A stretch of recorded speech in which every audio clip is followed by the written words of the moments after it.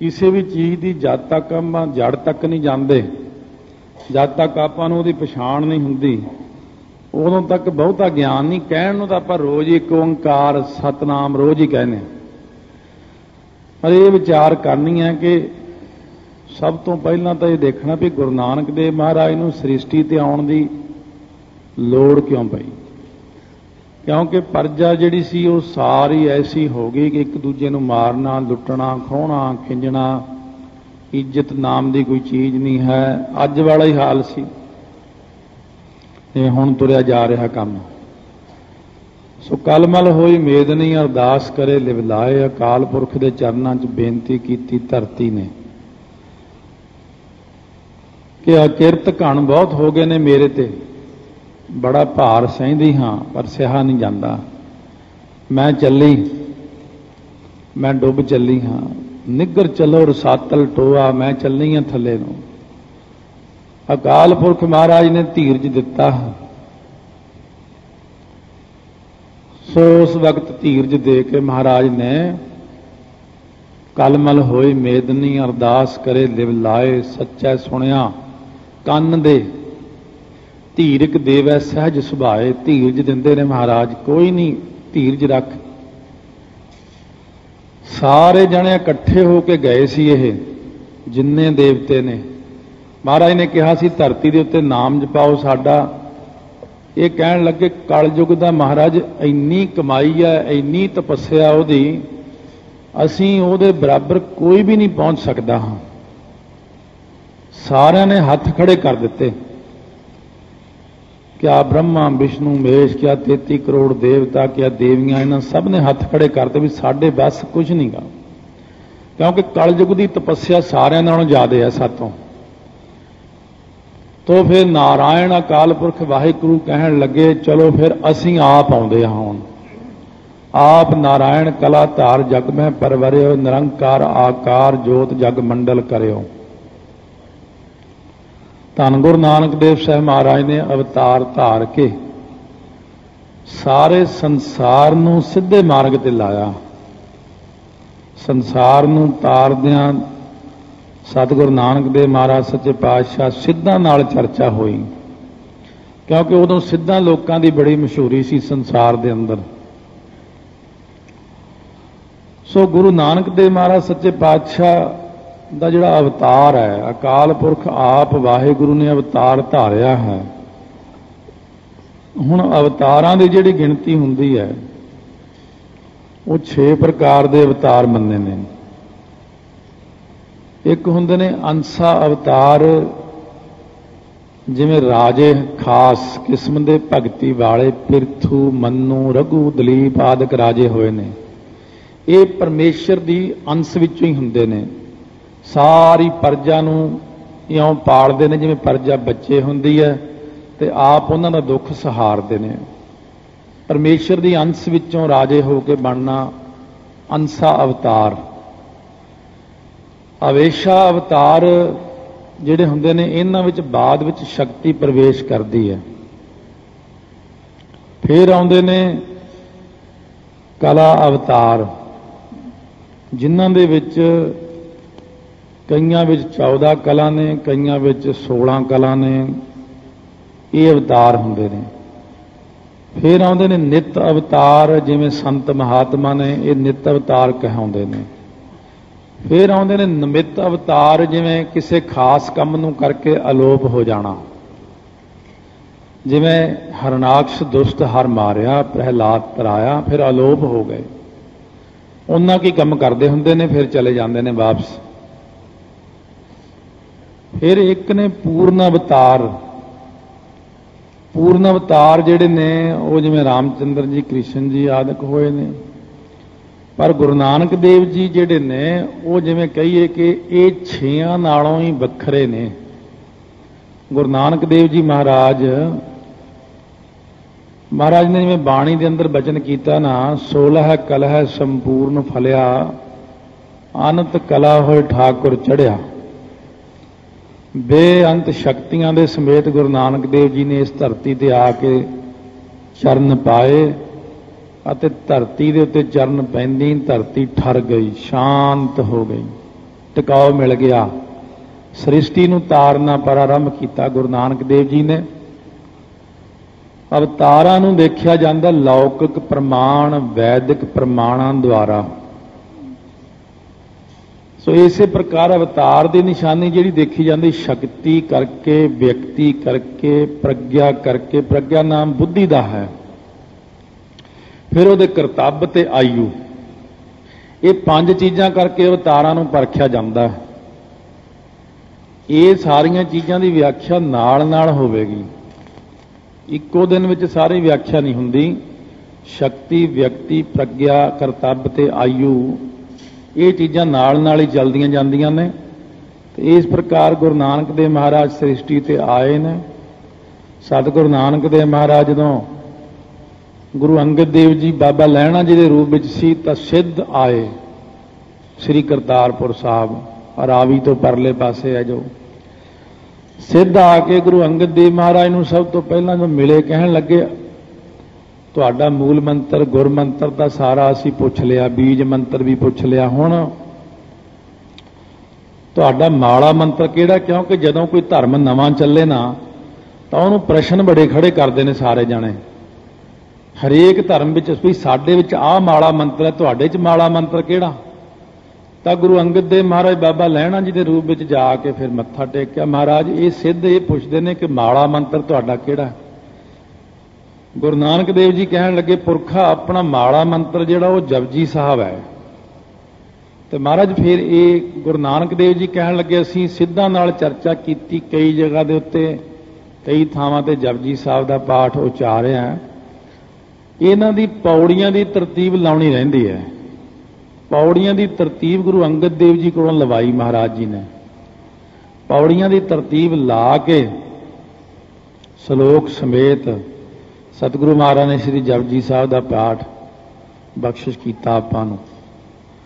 सो जदों महाराज सच्चे पातशाह कहण लगे कि असीं सुमेर पर्बत ते गए, सिद्धां दे नाल चर्चा कीती, तां जिहड़े सिद्धां ने सानूं प्रश्न कीते, प्रश्नां दे विच जिहड़ा सिद्धां ने यह बचन कीता सी कि ये जिहड़ा तुसीं कहंदे हो कि एक ओंकार,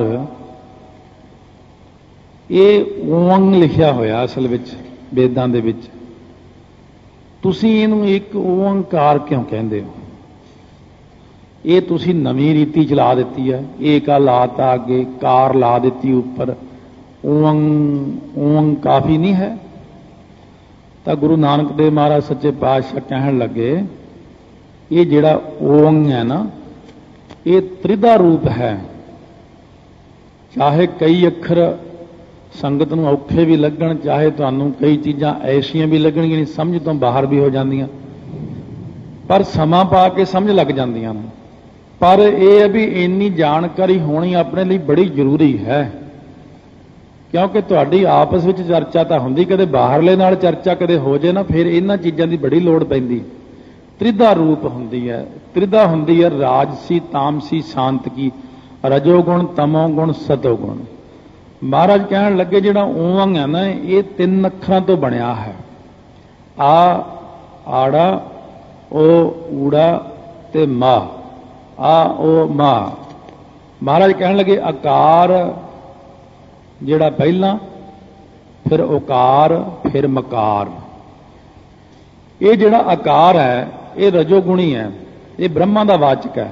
ये जिहड़ा ओकार है ये सतोगुणी होने करके विष्णु का वाचक है। ये जिहड़ा मकार है ये तमोगुणी होने करके शिव जी का वाचक है।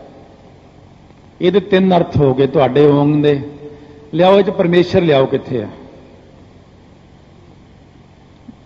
सारे चुप हो गए। महाराज कहते दसो परमेश्वर का नाम कित्थे है?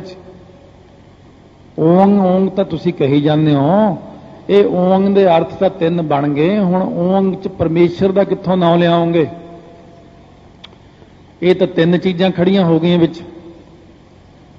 महाराज कहण लगे 7 मत्तां वालियां ने 9 अर्थ करके 63 प्रकार का विवाद खड़ा किया होया है।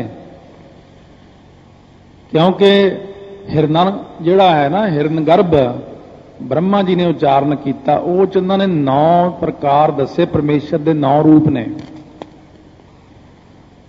फिर कपिल मुनि ने 9 रूप दसे ने। कपिल मुनि भी 9 रूप कही जाता। वो 9 रूप काफ़ी ज़्यादा विस्तार है, इस करके नहीं दस रहा मैं।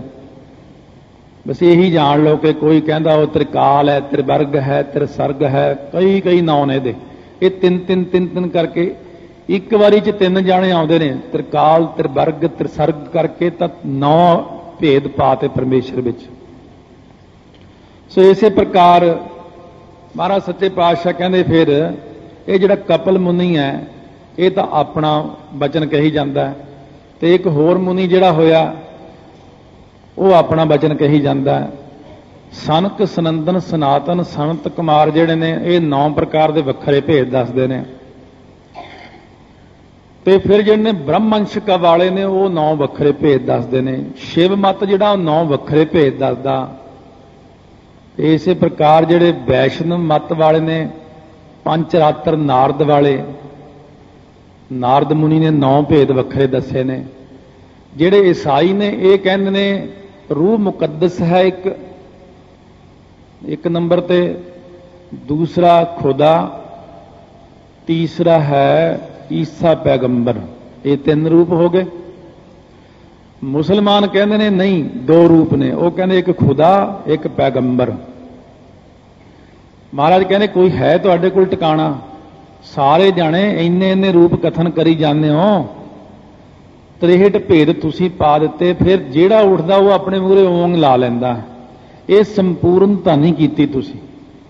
महाराज गुरु नानक देव जी कहण लगे ये जिहड़े देवते ने आकार, उकार, मकार तिन्ने रजो तमो सतो ते ब्रह्मा विष्णु मेह जिहड़े कहे ने, ये तिन्नां विच कोई जान है? इन्हां ने सत्ता कित्थों लई? कहंदे जी परमेश्वर कोलों। कहंदे फिर परमेश्वर दा तां वाचक उरे दिखाया ही नहीं तुसीं। तां गुरु नानक देव जी महाराज कहण लगे असीं उत्ते जिहड़ी लाई है ना कार, उतले पासे वो पहलां प्रैसां वाले मेटणे लागे सी इहनूं उतली कार नूं, जिहड़ी उपरले पासे कार हुंदी है ना। आम तौर ते लोग कार्डां दे उत्ते होरनां थावां ते पहलां कार नूं मेटना शुरू कर दिता। किसी नूं इह तां पता नहीं कि कार दा मतलब की है। कार दा मतलब परमेश्वर। ये जिहड़ी उपरले पासे है ना जिन्हों आपां बोलदे हैं शुद्ध उच्चारण जिहड़ा एक, फिर ओंग, फिर कार, ये जिहड़ा 3 अखर बनते ने दे। इस प्रकार दे नाल ये जिहड़ी कार है ना यही परमेश्वर दा रूप है। ये तिन्ने देवते जड़ ने। जड़ वो चीज़ हुंदी है जिहड़ी बेजान होवे, जिह च अपने विच कोई सत्ता नहीं, कोई जान नहीं, जिहड़ी बाहरों जान लवे।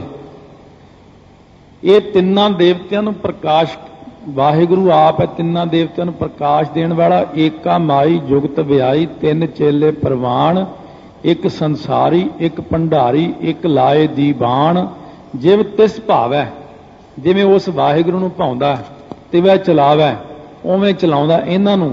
जिव होवै फुरमान, जिवें उहदा फुरमान अकाल पुरख दा हुंदा ओह वेखै, ਉਹ ਵਾਹਿਗੁਰੂ ਦੇਖਦਾ, ਉਹਨਾਂ ਨਜ਼ਰ ਨਾ ਆਵੇ, ਉਹਨਾਂ ਤਿੰਨਾਂ ਨੂੰ ਨਜ਼ਰ ਨਹੀਂ ਆਉਂਦਾ। ਉਹ ਬਹੁਤਾ ਇਹੋ ਵਿਡਾਣ, ਇਹੀ ਤਾਂ ਹੈਰਾਨੀ ਦੀ ਗੱਲ ਹੈ। ਮਹਾਰਾਜ ਕਹਿੰਦੇ ਜਿਹੜੀ ਉੱਪਰਲੀ ਕਾਰ ਹੈ ਨਾ ਪਰਮੇਸ਼ਰ ਦੀ ਕਾਰ, ਕਾਰੀ ਕੱਢੀ ਕਿਆ ਥੀ ਜਾਂ ਚਾਰੇ ਬੈਠੀਆਂ ਨਾਲ ਦੇ ਕੇ ਚੌਂਕਾ ਕੱਢੀ ਕਾਰ, ਉੱਪਰ ਆਏ ਬੈਠੇ ਕੂੜਿਆਰ। ਕਾਰ ਦਾ ਮਤਲਬ ਲਾਈਨ, ਲਾਈਨ ਜਿਹੜੀ ਉਹ ਮੁੱਕਦੀ ਨਹੀਂ। ਲਾਈਨ ਤੁਸੀਂ ਖਿੱਚਣੀ ਸ਼ੁਰੂ ਕਰ ਦਿਓ, ਭਾਵੇਂ ਸਾਰੀ ਧਰਤੀ ਦੀ ਖਿੱਚ ਦਿਓ, ਭਾਵੇਂ ਸਾਰੀ ਧਰਤੀ ਦੇ ਦੁਆਲੇ ਖਿੱਚ ਦਿਓ, ਫਿਰ ਦੂਜੀ ਲਾਈਨ ਖਿੱਚ ਦਿਓ। ਲਾਈਨ ਕਿਹੜਾ ਮੁੱਕਣੀ ਕਦੇ। ਲਾਈਨ ਦਾ ਮਤਲਬ ਹੁੰਦਾ ਕੰਟੀਨਿਊਸ, ਲਗਾਤਾਰ ਚੱਲਣ ਵਾਲਾ ਕੌਣ ਹੈ? ਅਕਾਲ ਪੁਰਖ ਵਾਹਿਗੁਰੂ। ਇਸ ਕਰਕੇ ਉੱਪਰ ਕਾਰ ਲਾਈ ਹੈ। ਇਹ ਕਾਰ ਹੀ ਇਹਦਾ ਕਾਰਨ ਰੂਪ ਹੈ ਓੰਗ ਦਾ। ਇਹ ਕਾਰ ਹੀ ਇਹਦਾ ਕਾਰਜ ਰੂਪ ਹੈ। ਓੰਗ ਦਾ ਕਾਰਜ ਰੂਪ ਵੀ ਇਹ ਜਿਹੜਾ ਮਹਾਰਾਜ ਨੇ ਕਾਰ ਲਾਈ ਹੈ, ਕਾਰਨ ਅਤੇ ਕਾਰਜ ਦੋਵੇਂ ਹੀ ਇਸ ਕਾਰ ਨੇ ਬਣਾਏ ਨੇ। ਇਹ ਮਹਾਰਾਜ ਦੀ ਸਿੱਧਾਂ ਨਾਲ ਚਰਚਾ ਹੋ ਰਹੀ। ਕਿਉਂ?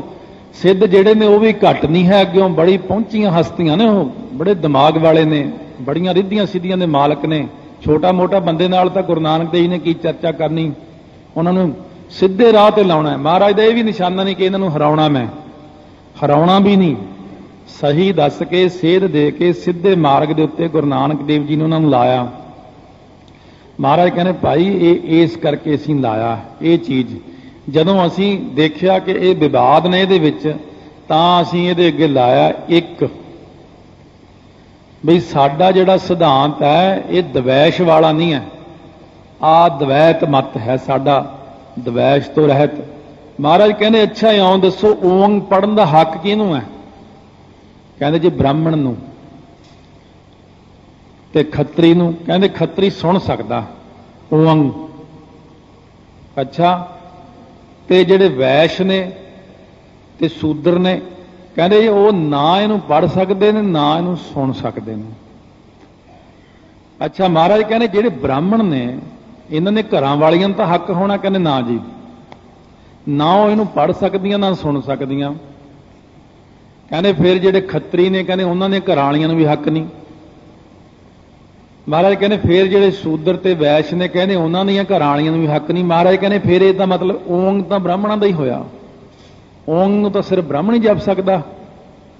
तां असीं तां फिर इहदे अगे ला दिता एक, साडा तां मत हो गया अद्वैत सिद्धांत। असीं उपर लाता कार, असीं तिन्नां देवतियां तो भी जो उपर है वाहिगुरू वो कार दा संकेत बना दिता। असीं एक ओंकार नूं ऐसा बना दिता कि जिवें बदलां दी बरसात हरेक जगह बिना वितकरे पैंदी आ ना। लो इहनूं कोई अनपढ़ पढ़े, कोई पढ़िया लिखिया पढ़े, कोई उच्चा पढ़े, कोई नीवा पढ़े, कोई माई पढ़े, कोई भाई पढ़े, कोई बच्चा पढ़े, कोई भी आखेगा ना एक ओंकार उहदा ही भला होएगा। महाराज कहने असीं वितकरा रखे ही कोई नहीं। तुसीं वितकरे रख रख के लोकां नूं कहदे हो तूं नरकां नूं जाएगा, तूं फलाने थां नूं जाएगा। तुसीं संसार नूं तारन दा कोई ढंग ही नहीं बनाया। कहण लगे महाराज इहदे च व्याकरण है? महाराज कहंदे है। कहंदे व्याकरण अनुसार इहनूं सिद्ध करो। महाराज कहंदे अव आड़ा ते वावा, अव जिहड़ी धातु तो बनिया मन्निया है, अव दा मतलब की है? कहंदे रखिया। कहंदे फिर जिहड़ा ओंकार है ये की करदा है? कहंदे रखिया। महाराज कहंदे एक ओंकार जिहड़ा ये रखिया करदा है उच्चारण मात्र नाल ही। इस करके व्याकरण अनुसार एक ओंकार बिल्कुल सही है। एक ओंकार व्याकरण अनुसार बिल्कुल सही लिखिया सी। सो इस करके सतगुरु महाराज कहंदे ने असीं अपने वल्लों अपने सारे पासे ते असीं एक दा ही उच्चारण करते हाँ, असीं एक दा ही कथन करते हाँ, एक दी ही पूजा करते हाँ, एक दा ही सेवक हाँ। ते साडी संगत नूं असीं एक दे सेवक बनाउंदे हां। महाराज कहंदे मैं अपना सेवक नहीं बनाउंदा किसे नूं। मैं नहीं कहंदा कि मैनूं मन्नो, तुसीं सिद्ध लोक तां कहंदे हो ना मैनूं मन्नो, मेरे पैरां दी पूजा करो, मैनूं मत्था टेको, गोरख नूं मत्था टेको। महाराज कहंदे मैं कदे भी नहीं कहंदा। मैं कहना एक नूं मन्नो, एक दे सेवक बनो, एक अकाल दे पुजारी बनो। एकम एकंकार निराला, एको जप एको साला है। इस करके महाराज कहने असीं तां कहने एक दे पुजारी बनाउंदे हां, सारिआं नूं असीं किसी नाल वखरेवा नहीं रखदे। महाराज सच्चे पातशाह नूं कहण लगे ये जिहड़ा ओं अखर आपने कहा ओंकार, फिर ये बनिया कित्थों? महाराज गुरु नानक देव जी कहण लगे परमेश्वर ने जदों सृष्टि बनाई है उदों किहड़ी पंक्ति पढ़ी सी, की सोचा सी मन च? कहंदे इहदा पता तुहानूं? कहण लगे हाँ जी इन्ना क तां पता है। एको हंग श्यामा बहु परजा जाए, एक तो मैं बहुते रूप हो जावां, ये कहा सी उन्हां ने। महाराज कहंदे जिहड़ा एको हंग अखर है ना इहदे विचों ही ओंकार ने जन्म लिया। महाराज वो किवें? कहंदे जिहड़ा एको को अखर है ना जिहड़ा इहदे चों जन्म लैंदा ओकार, जिहड़ा एको हंग अखर है ना इहदे चों जन्म लैंदे दो अखर आकार ते मकार। इहदे विचों ही असीं लिया है कार, अर्ध बिंद पहचान। ये जिहड़ा ना आकार उकार मकार अर्ध बिंद पहचान चारों को समुदाय जो ओंकार पहचान, ये चारां दा समुदाय बनदा ओंकार। इस करके इन्हां जिहड़ा परमेश्वर दा ये अखर है ना एको हंग, ਇਹਦੇ ਵਿੱਚੋਂ ਹੀ ਓੰਗ ਨੇ ਜਨਮ ਲਿਆ ਹੈ। ਓੰਕਾਰ ਅਸੀਂ ਬਣਾ ਕੇ ਆਪਣੇ ਪਿਆਰਿਆਂ ਨੂੰ ਬਖਸ਼ਿਸ਼ ਕੀਤਾ ਹੈ। ਇੱਕ ਓੰਕਾਰ, ਹੁਣ ਇਹਨੂੰ ਜਰਾ ਸੋਚ ਕੇ ਕਹਿਣਾ ਆਪਾਂ ਨੇ। ਜਦੋਂ ਤੱਕ ਤਾਂ ਗਿਆਨ ਨਹੀਂ ਹੁੰਦਾ ਆਪਾਂ ਨੂੰ ਇੱਕ ਓੰਕਾਰ ਦਾ, ਉਦੋਂ ਤੱਕ ਤਾਂ ਆਪਾਂ, ਮੇਰਾ ਖਿਆਲ ਇੱਕ ਓੰਕਾਰ ਵੱਲ ਕਦੇ ਧਿਆਨ ਵੀ ਨਹੀਂ ਦਿੱਤਾ ਹੋਣਾ ਇਹਨਾਂ, ਕਿਉਂਕਿ ਇੱਕ ਓੰਕਾਰ ਤਾਂ ਸਭ ਤੋਂ ਸ਼ੁਰੂ ਚ ਆਉਂਦਾ ਨਾ। ਇਹ ਤਾਂ ਆਪਾਂ ਹਮੇਸ਼ਾ ਹੀ ਇਉਂ ਹੀ ਕਹਿ ਕੇ ਲੰਘ, ਇੱਕ ਓੰਕਾਰ ਸਤਨਾਮ ਕਰਤਾ ਪੁਰਖ। ਇੱਕ ਓੰਕਾਰ ਵਿੱਚ ਖਾਸ ਧਿਆਨ ਨਹੀਂ ਗਿਆ ਆਪਣਾ ਕਦੇ, ਪਰ ਅੱਜ ਦੇ ਇਸ ਵਿਚਾਰ ਨਾਲ ਸੰਗਤ ਦਾ ਧਿਆਨ ਵਿਸ਼ੇਸ਼ ਜਾਵੇਗਾ ਕਿ ਇੱਕ ਕਿਉਂ ਲਾਇਆ ਹੈ। ਇੱਕ ਗੁਰੂ ਨਾਨਕ ਦੇਵ ਜੀ ਨੇ ਕਿਉਂ ਲਾਇਆ? ਕਿਉਂਕਿ ਪਰਮੇਸ਼ਰ ਕੇਵਲ ਇੱਕੋ ਇੱਕ ਹੈ, ਅਦਵੈਤ ਸਿਧਾਂਤ ਹੈ, ਈਰਖਾ ਵਾਲਾ ਮਤ ਨਹੀਂ ਹੈ। ਓੰਗ ਅੱਖਰ ਕੱਲੇ ਨੂੰ ਕਾਰ ਲਾ ਕੇ ਉੱਤੇ ਪਰਮੇਸ਼ਰ ਨੂੰ ਬਣਾਇਆ ਹੈ।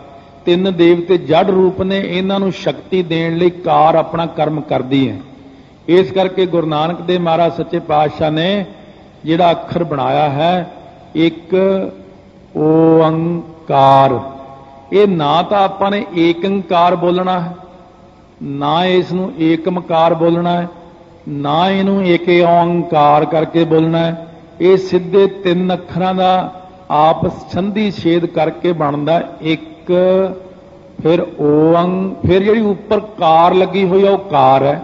ਇੱਕ ਓੰਕਾਰ, ਇਹ ਕਾਰ ਦਾ ਭਾਵ ਆਪ ਸਮਝ ਗਏ ਹੋਵਾਂਗੇ। ਕਾਰ ਦਾ ਮਤਲਬ ਹੈ ਪਰਮੇਸ਼ਰ, ਤੇ ਓੰਗ ਦਾ ਮਤਲਬ ਹੈ ਰਜੋ ਤਮੋ ਸਤੋ ਗੁਣ, ਤੇ ਓੰਗ ਦਾ ਮਤਲਬ ਹੈ ਤਿੰਨ ਦੇਵਤਿਆਂ ਦੀ ਹੋਂਦ, ਤੇ ਇਹਨਾਂ ਦੇ ਉੱਪਰ ਹੈ ਪਰਮੇਸ਼ਰ। ਉਹ ਪਰਮੇਸ਼ਰ ਹੈ ਇੱਕੋ ਇੱਕ, ਬਾਕੀ ਦੀਆਂ ਸਾਰੀਆਂ ਚੀਜ਼ਾਂ ਨੇ ਜੜ। ਓੰਗ ਜਿਹੜਾ ਹੈ, ਓੰਕਾਰ ਜਿਹਨੂੰ ਆਪਾਂ ਕਹਿੰਦੇ ਆ, ਓੰਕਾਰ ਸਾਰਿਆਂ ਦਾ ਪ੍ਰਕਾਸ਼ਕ ਹੈ। ਇੱਕ ਓੰਕਾਰ, ਕਦੇ ਬਹਿ ਕੇ ਇਹਦਾ ਜਾਪ ਕਰਕੇ ਦੇਖਿਓ। ਹੁਣ ਇੱਕ ਓੰਕਾਰ, ਇਹ ਕੀ ਕਰਦਾ ਓੰਕਾਰ ਅੱਖਰ?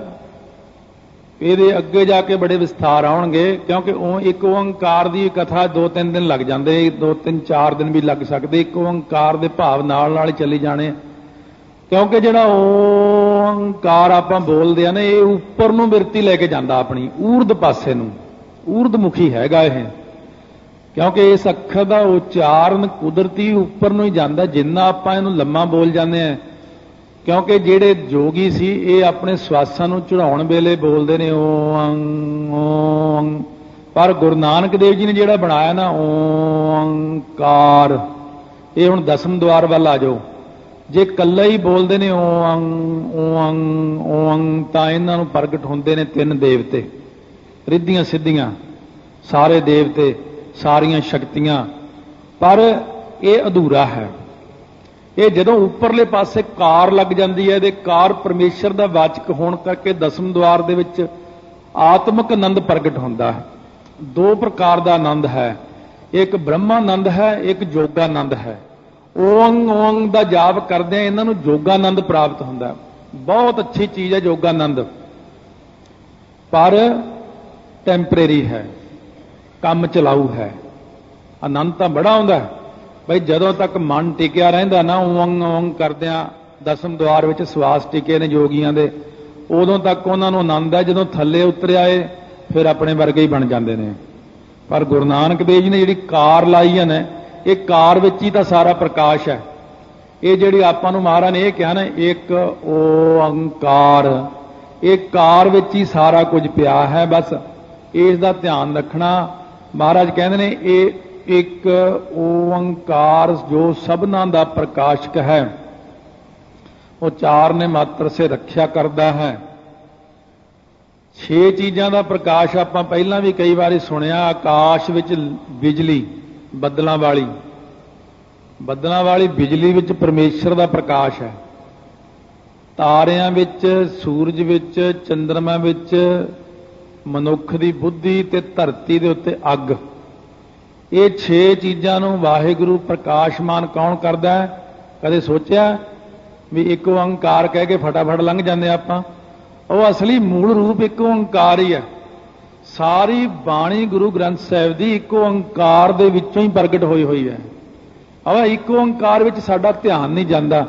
इस करके जदों भी गुरबाणी पढ़ो तो देखो जिहड़ा ना एका लग्या होया वो तो अद्वैत सिद्धांत नूं सिद्ध करदा, पर मूल रूप विच इहदे जिहड़ा अपना बीज मंत्र है ना वो सिर्फ ओंकार ही है। ओंकार एक तां कहने कि साडा सिद्धांत यह है, एका लाउण नाल सिद्धांत यह बन गया, कोई भी जपे, हिंदू जपे, मुसलमान जपे, एक ओंकार नूं सब दा ही भला कर दिंदा है। सो इस करके खत्री ब्राह्मण सूद वैस उपदेश चौं वर्णा को साझा किया महाराज ने।